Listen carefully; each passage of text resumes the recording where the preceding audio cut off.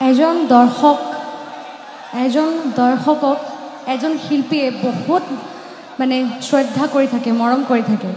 আৰু এজন দৰ্শকৰ বাবে মই কেতিয়াও মানে এইটো ক'ব নোৱাৰোঁ যে কমিটিৰ মানুহ বেয়া, মোৰ বাকী দৰ্শকখন বেয়া, এইটো কেতিয়াও হ'ব নোৱাৰে।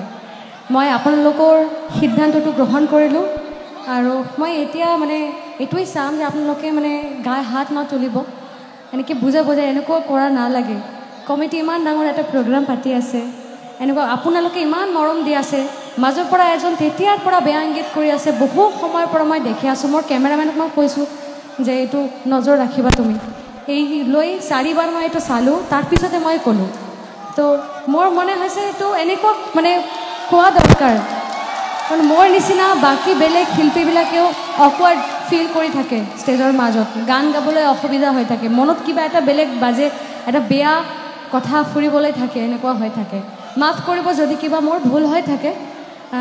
এতিয়া এটা বহুত সুন্দৰ বিহুসুৰীয়া গান মই আৰম্ভ কৰিছিলোঁ, সেই গানটো আপোনালোকৰ বাবে।